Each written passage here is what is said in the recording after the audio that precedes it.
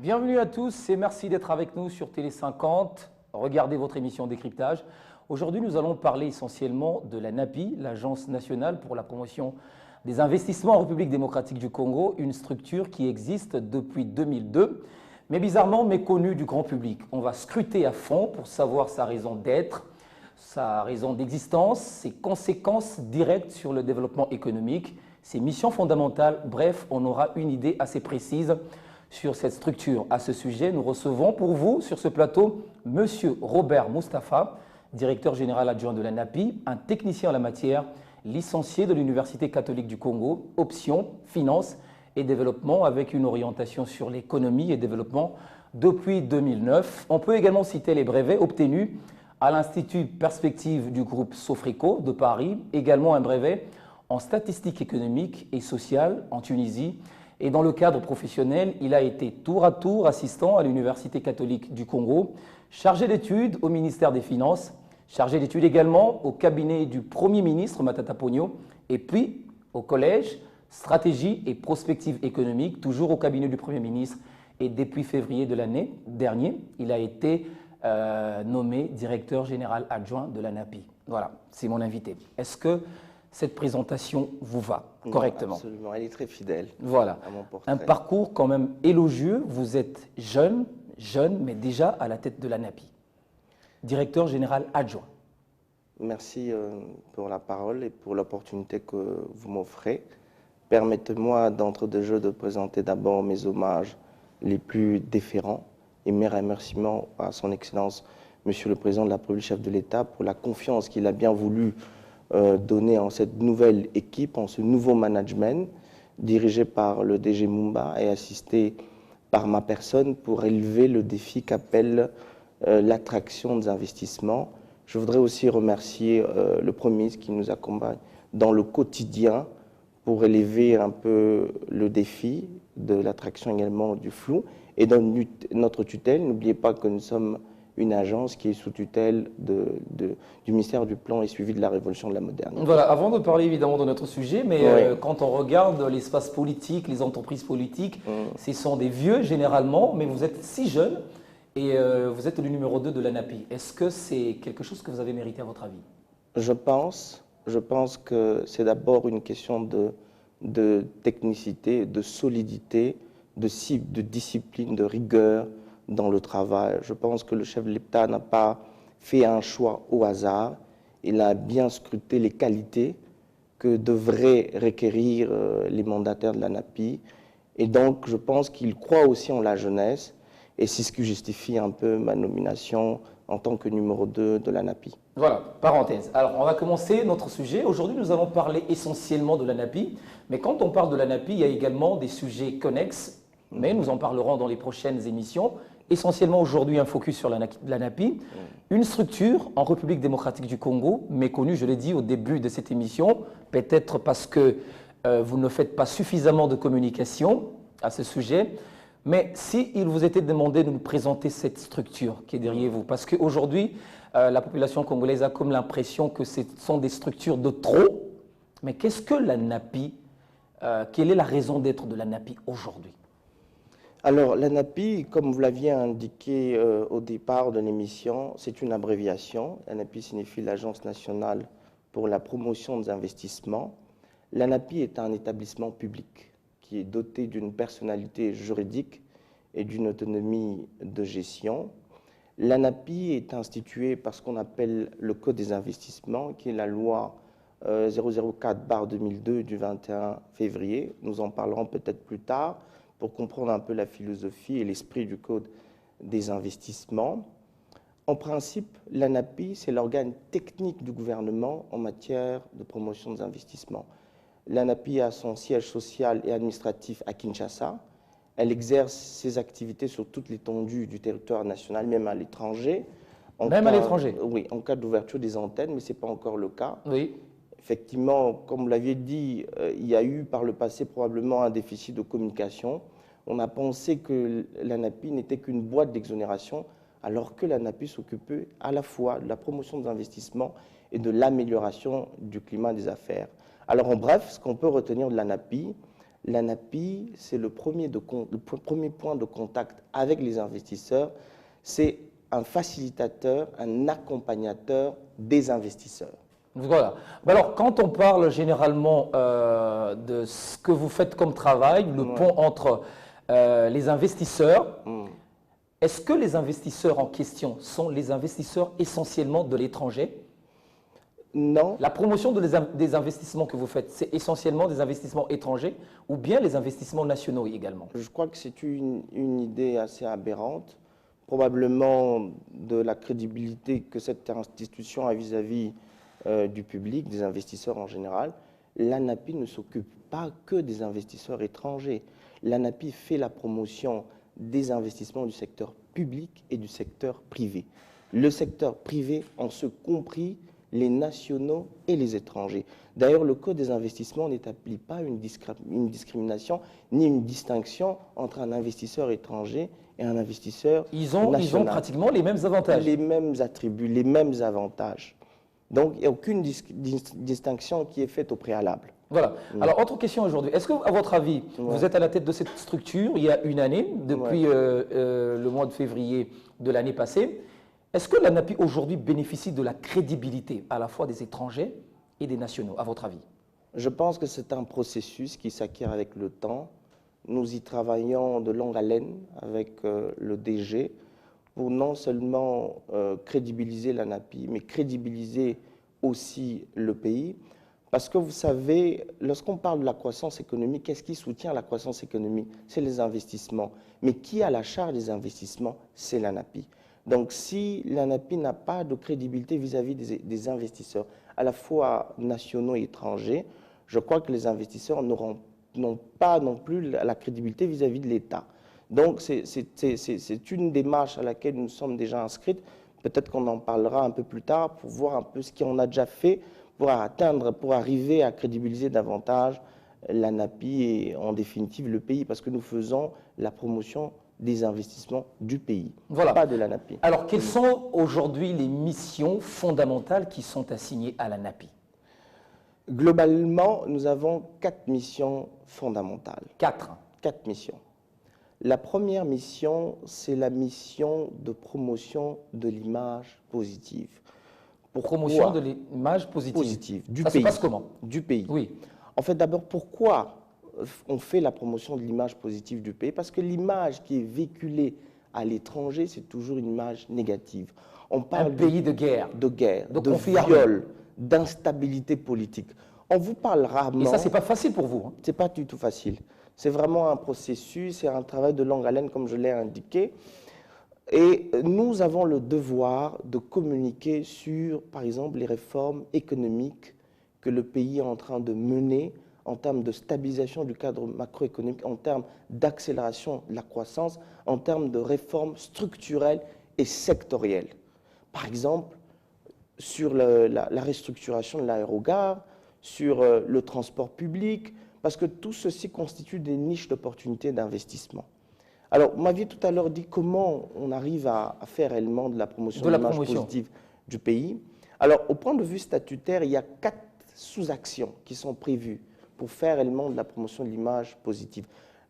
La première sous-action, c'est la conception, l'impression et la production des supports modernes de promotion des investissements, dans un objectif d'attirer et d'informer les investisseurs.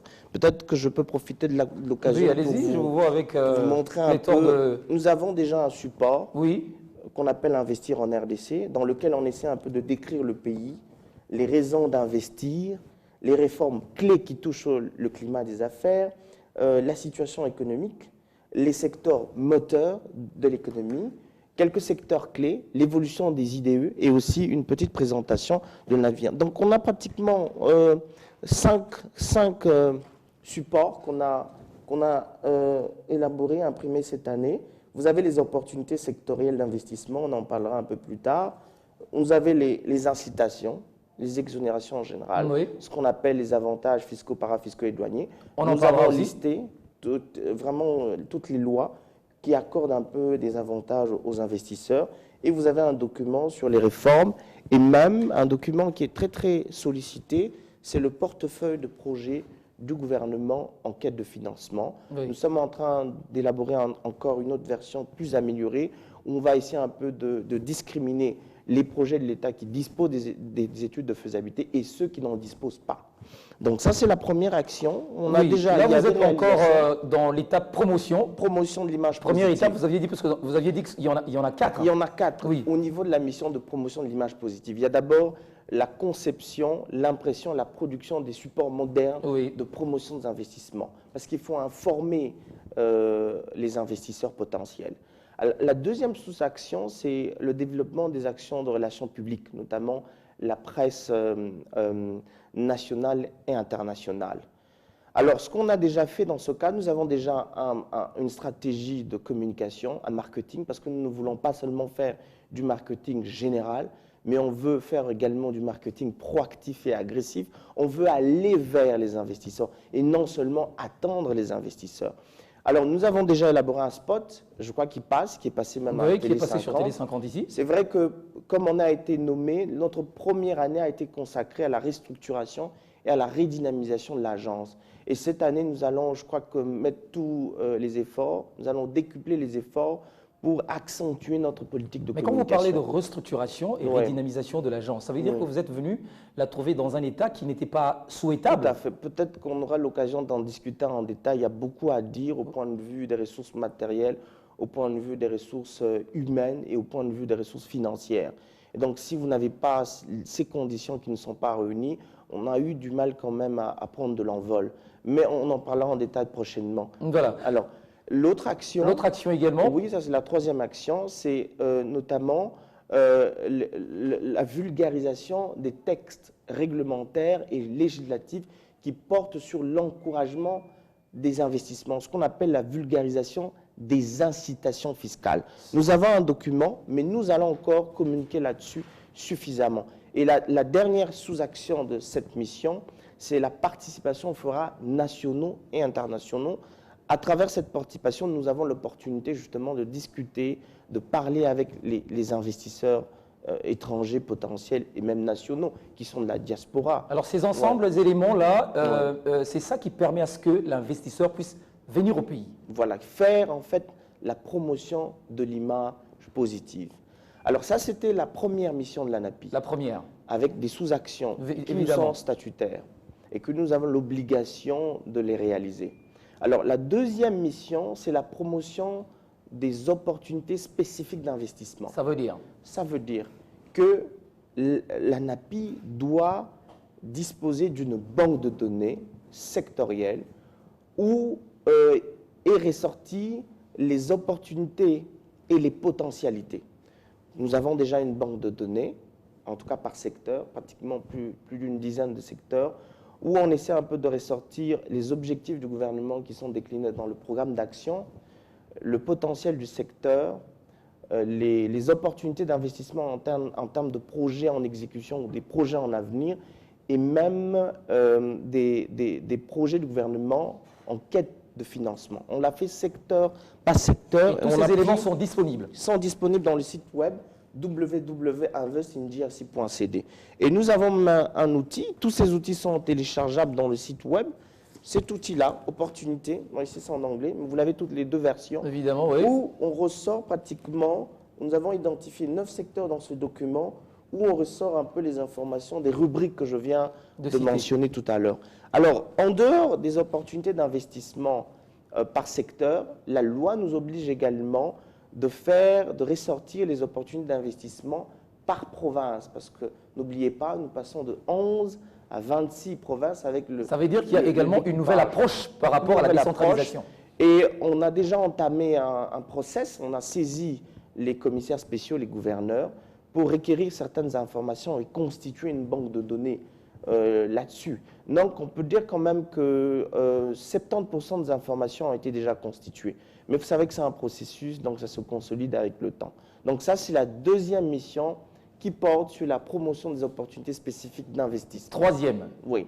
La troisième, qui est très intéressant et qui est malheureusement méconnue par les investisseurs, je pense que c'est dû à un déficit de communication que nous sommes en train de pallier rapidement, c'est d'œuvrer pour l'amélioration du climat des affaires.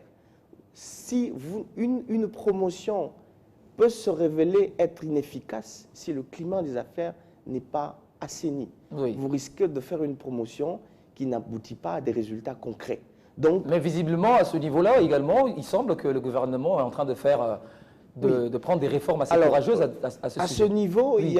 il y a deux déclinaisons. Oui. La première déclinaison, c'est que il y a un aspect sur les réformes réglementaires qui touchent à l'amélioration du climat des affaires.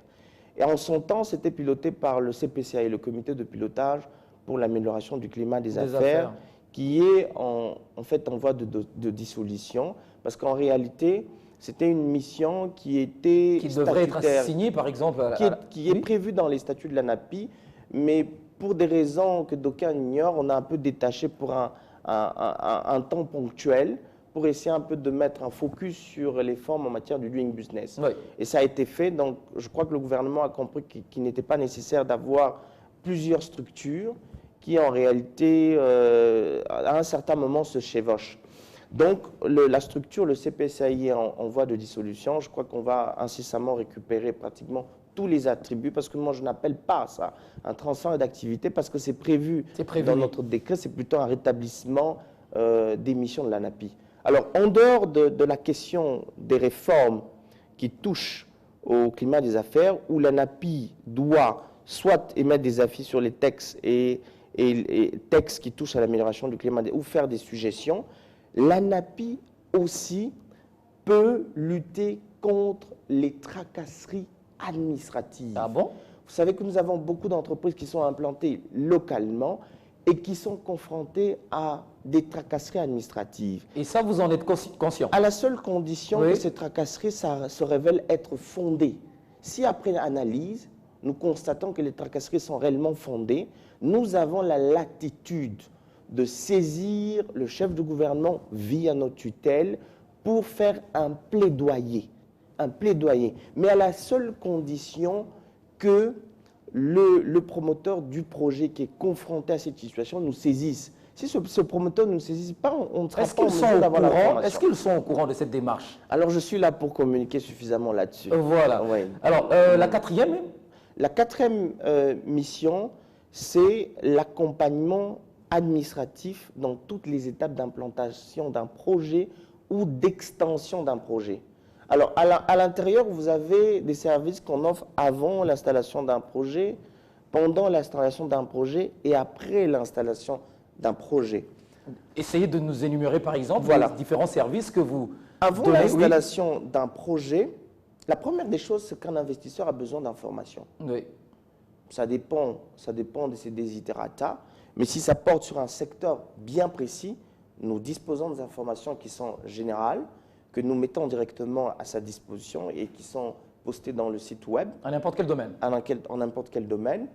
Mais s'il veut encore des informations plus spécifiques, on prend des contacts avec le secteur qui est concerné et on essaie de constituer les informations qu'on met à sa disposition.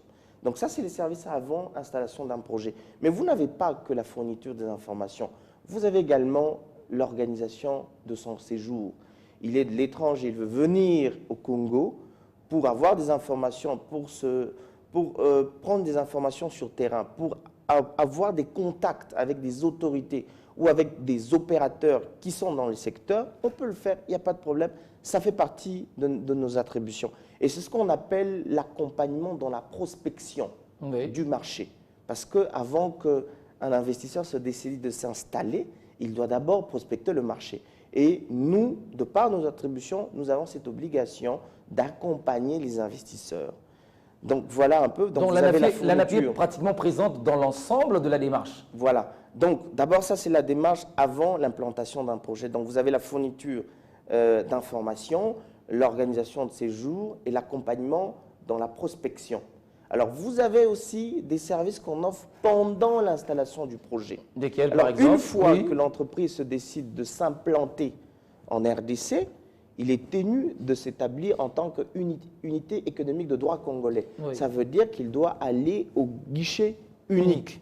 Et nous avons un protocole de collaboration avec le guichet unique. Nous l'accompagnons pour qu'il obtienne les documents. comme vous le savez, en 3 jours, avec un coût qui avoisine 40 C'est dollars. pas seulement un effet de publicité, Non, c'est pas réel. du tout, c'est réel. Les 3 jours, réformes tout simplement. que le gouvernement a déjà entrepris, si je ne prends que dans le critère création d'entreprise, en 3 jours, vous créez votre entreprise et vous avez un coût qui oscille de 40 dollars à 290 selon le type de société que vous ouvrez. Soit c'est une personne physique, donc un établissement public, ou une personne morale, une société anonyme. Donc c'est réel. Si ces entreprises viennent auprès de nous, nous allons les accompagner. Alors, en dehors de la création d'entreprises, vous avez aussi des licences particulières. Vous voulez investir, par exemple, dans le secteur minier, il y a des licences. Oui. Dans les télécoms, il y a une licence. Dans la pharmacie, il y a une licence. Dans le transport aérien, il y a une licence. Donc, vous faites un travail de facilitation. De facilitation et d'accompagnement. Oui. Alors ça, c'est les services qu'on offre pendant l'installation du projet. Et après l'installation du projet, il y a peut-être un élément que j'ai évoqué tout au début de l'émission, c'est le code des investissements, ce qu'on appelle les avantages fiscaux, parafiscaux et douaniers. Voilà, la question, c'est celle de savoir aujourd'hui, Ouais. est-ce que ces avantages-là sont accordés au même titre aux étrangers qu'aux nationaux? Comme je l'ai dit, le code des investissements n'établit aucune distinction. Oui. Donc, que ce soit les étrangers ou les nationaux, tous sont éligibles aux avantages du code des investissements.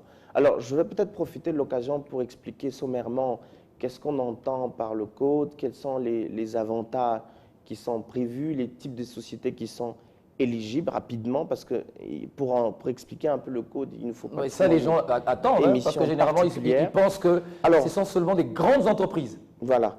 Le code des investissements, d'abord, c'est une politique incitative du gouvernement en matière des investissements, mais dans les domaines déclarés prioritaires. Donc, il y a des secteurs vraiment cibles que le code a identifiés. Et le secteur prioritaire, c'est l'industrie, avec toutes ses ramifications. Donc, vous avez l'industrie dans l'agro, l'industrie dans le génie civil, dans la construction, etc.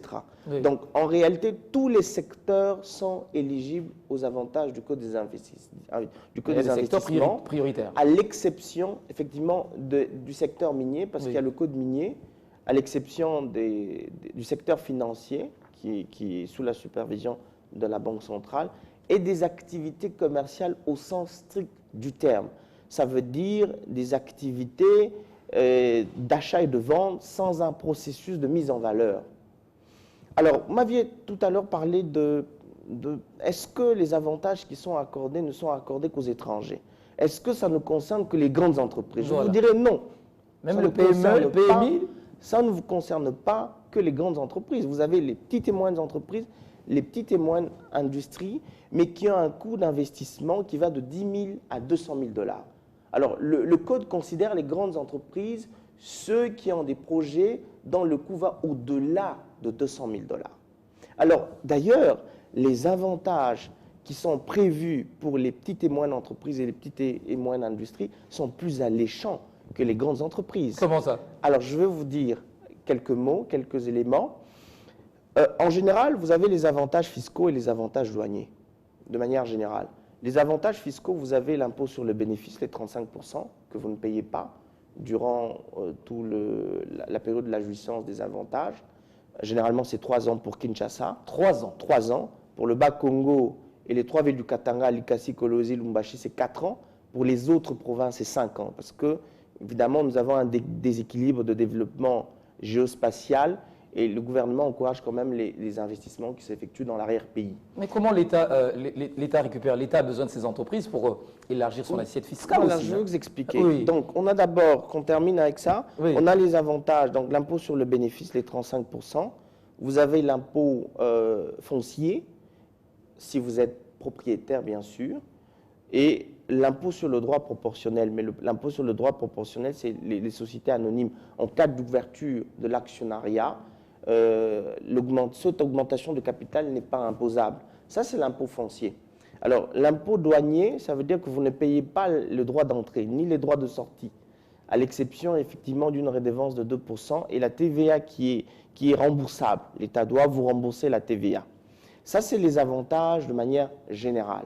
Alors, pour les PME, en dehors de ces avantages, vous avez d'autres avantages. Lesquels pour les PME, par exemple? Par exemple, les équipements que vous importez. Pour les grandes entreprises, vous ne devez qu'importer les équipements neufs. Mais pour les PME, vous avez la possibilité d'importer les équipements de seconde main. Seconde main. Et même les intrants industriels. Vu le chiffre d'affaires. Vu le chiffre d'affaires. Oui. Et toutes les sommes qui sont dépensées au titre de formation sont exemptées d'une quelconque imposition. Et ça, que vous soyez étranger ou congolais. Tout à fait. Oui. Donc, mais ce qu'on doit quand même évoquer, et ce pourquoi je suis là pour communiquer davantage, c'est que depuis qu'on est là, ça fait une année, nous n'avons pas une demande d'exonération des PME. Parce que moi, je pense que le développement de ce pays doit d'abord aller au travers des PME. Des PME comme aux États-Unis, par exemple. Voilà, le modèle américain. Le modèle américain, jusqu'à la fin des années 2010, c'était pratiquement se reposer au niveau des PME. Et les PME participaient pratiquement à la moitié, à 50% de la constitution de la richesse. Évidemment que ces chiffres ont un peu changé avec le temps. Vous avez même le modèle du Royaume-Uni, même le modèle d'Italie, qui est essentiellement basé sur les PME. Aujourd'hui, nous avons une problématique au niveau national de l'entrepreneuriat local et de l'émergence de la classe moyenne. Moi, je pense que cela ne peut se faire qu'au niveau des PME. Les PME, il faut implémenter une certaine culture d'entrepreneurial parce que la question du chômage ne va pas simplement se régler au niveau de l'embauche, mais aussi au niveau de la création. Il faut avoir, je pense, une philosophie de création d'emplois. Et je pense qu'on est là, oui. On a les PME, on a les avantages. On lance un appel à tous ces PME qui peut-être n'ont pas l'information de venir voir l'ANAPI pour que nous puissions leur donner la bonne information, l'information la plus objective et les accompagner à monter un projet qui soit bancable et qui soit consistant, qui respecte le format du Code des investissements. Merci, monsieur le directeur. Bonne théorie pour ce que vous venez de dire tout à l'heure. Ouais. Mais si vous était demandé de savoir aujourd'hui l'ANAPI, l'ANAPI a fait une très bonne présentation tout à l'heure, mais à l'actif de l'ANAPI aujourd'hui, qu'est-ce que l'ANAPI a dans je veux prendre simplement le Code des investissements pour parler un peu des projets que nous avons agréés cette année. Cette année, l'ANAPI a agréé 56 projets. 56 projets pour une valeur de 1,6 milliard de dollars américains. Alors, lorsque vous analysez la ventilation... Est-ce que vous arrivez jusqu'au bout? Le problème, ce n'est pas que les entreprises ou les investisseurs montrent la volonté de vouloir investir, mais la finalité, elles vont-elles arriver jusqu'au bout? C'est ça le problème. Je vais d'abord terminer avec les statistiques. Je vous dirai, je vous parlerai d'un nouveau critère qu'on a inséré dans l'analyse des projets qui nous sont soumis. Alors, sur les 1,6 milliard de dollars américains, vous avez le secteur de services qui vient en première position avec 28 projets. Et dans le secteur de services, le sous-secteur qui est en top, et que vous verrez, c'est corrélé même à la réalité, c'est le secteur de l'hôtellerie et de l'immobilier. Vous avez 11 projets que nous avons agréés, suivis de l'énergie, 4 projets, suivis du transport aérien et du transport routier. Le transport aérien, effectivement, c'est avec notre société, la compagnie nationale, Congo Airways, que nous avons agréé. C'est l'ANAPI qui l'a agréé? Oui, qui a agréé, effectivement, pour donner un peu un coup de pouce à cette entreprise nationale qui devra en priorité... Congo Airways, c'est le fruit de l'ANAPI? Oui, nous avons accordé des avantages pour soutenir ce projet qui est structurant, qui est intégrateur pour notre économie. Alors, au niveau des industries, vous avez l'industrie des matériaux de construction et des produits similaires. Tout ce qui est construction, vous savez que vous avez l'hôtellerie et le bâtiment, mais vous avez aussi une industrie de construction qui se développe. Vous avez les industries, l'agro-industrie aussi. Vous savez que c'est la priorité du gouvernement actuellement, avec cette problématique sociale. Et vous avez des mousses, des plastiques. Donc, on soutient quand même le secteur industriel. Et en termes pour terminer sur ce chapitre, au niveau des investissements agréés par nationalité, vous avez les nationaux qui viennent en première position, avec 18 projets agréés pour une valeur de 1 milliard de dollars américains.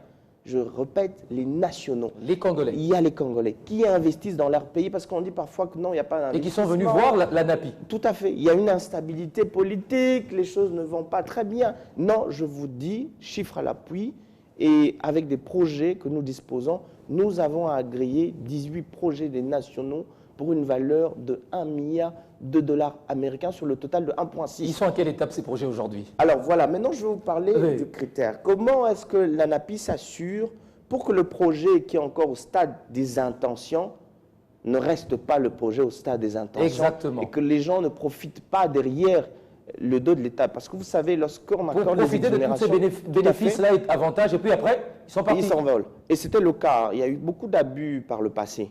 En fait, lorsque l'État accorde des exonérations, il se prive des recettes qu'il pouvait financer à ses projets de développement. Oui, mais lorsque l'État se prive des recettes, il doit s'assurer qu'en contrepartie, il y a une création de richesse, il y a une création d'emplois. D'emplois pour le jeune notamment aussi. À la seule condition que le projet se matérialise. Exactement. Alors, ce qu'on a fait pour réduire un peu cet écart entre le projet entendu comme des intentions et la réalité et l'exécution même du projet, ce que nous avons insisté sur un critère important en ce qui concerne les conditions d'éligibilité du projet, c'est le critère financier, les capacités financières suffisantes. Ça veut dire le promoteur, quand il nous dépose son projet, il peut être de 1 million de dollars, mais il doit être en mesure de nous dire qu'il a ne fût-ce que 30-50% des finances.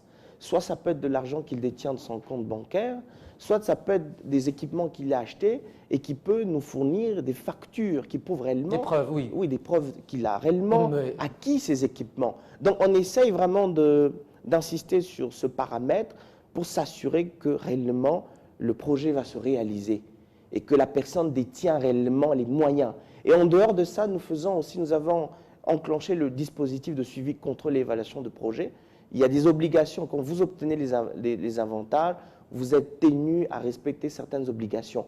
Entre autres, vous devez faire le rapport sur le niveau d'exécution du projet. Autrement, ça veut dire que chaque 6 mois, après avoir obtenu les avantages, vous devez nous fournir le rapport sur le niveau d'exécution. Si vous ne le faites pas, nous avons la possibilité de vous retirer l'agrément, avec toutes les conséquences qui en découlent. Voilà. Alors, l'émission est très intéressante, énormément de questions à poser, mais nous avons pratiquement dépassé les temps. Mais les investisseurs qui nous suivent en ce moment, qu'est-ce qu'ils doivent s'attendre à la NAPI? Je voudrais lancer un appel aux investisseurs nationaux et étrangers, que la NAPI est là pour eux.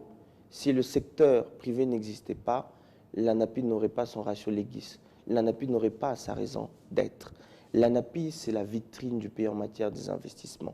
L'ANAPI est là pour vous accompagner, pour faciliter vos affaires. Et donc, l'État nous paye pour les services que nous faisons. Nous n'allons pas vous facturer nos services. Nos services sont gratuits.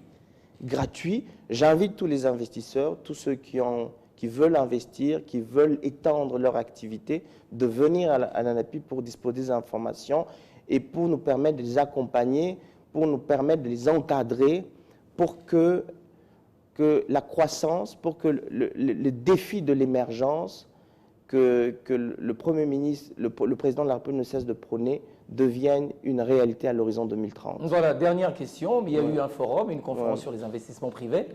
Un petit mot là-dessus, parce que l'ANAPI a joué quand même un rôle assez important. Assez important. Rapidement, la conférence, il y a eu en janvier 2014 les chefs d'État qui sont réunis dans le cadre de l'accord d'Addis Abeba et ont adopté un plan d'action régional. Le plan d'action régional prévoyait l'organisation d'une conférence sur le secteur privé, sur les investissements dans le secteur privé, pour consolider, pour renforcer les liens commerciaux en vue d'instaurer un peu une paix et une stabilité durable. Et donc, c'est dans ce cadre que le pays avait soumissionné et les Nations Unies ont accepté que la conférence puisse s'abriter. L'ANAPI a été désignée comme point focal pour l'organisation de cette conférence. Mais l'essentiel des discussions, des échanges, tournait autour des opportunités d'investissement dans la sous-région de Grand Lac et surtout les 25 projets intégrateurs oui. qui ont été sélectionnés en fonction de 7 secteurs. Donc vous avez l'agriculture, l'éthique, l'énergie, le tourisme, les finances, etc. Donc il y a eu des débats en atelier. On attend peut-être, parce que la conférence a pris fin hier, donc on attend des résultats. Et effectivement, la NAPI va faire un suivi pour qu'on arrive à conclure des contrats clés en main. Voilà, donc cette émission est finie. Merci, Monsieur Robert Moustapha, d'avoir répondu à nos questions. Mais je l'en voudrais vraiment, si je ne pose pas cette question, vous êtes congolais? Je suis congolais. Méfiez-vous de l'apparence. Ah bon? Et c'est moi qui vous remercie pour l'invitation. Congolais, vous parlez lingala? Je parle lingala. Un petit mot? Et swahili. Un petit mot lingala? Napesi binonyo sombote. Manamboka. Merci beaucoup, cette émission est terminée. Monsieur Robert Moustapha, directeur général adjoint de la NAPI, merci d'avoir voulu nous parler un tout petit peu de la NAPI. J'espère que vous reviendrez évidemment sur ce plateau pour d'autres émissions, pour apporter des éclairages sur des questions encore importantes concernant les investissements en RDC. Rapidement, je pense qu'on va discuter sur le code des investissements, l'esprit, les types d'avantages, la procédure, les conditions. Je pense que c'est des questions que les investisseurs se posent beaucoup avec récurrence et je promets à ce que je passerai pour le faire. Merci beaucoup. Merci à vous également d'avoir suivi cette émission. Portez-vous bien. À très bientôt. Avec le même plaisir.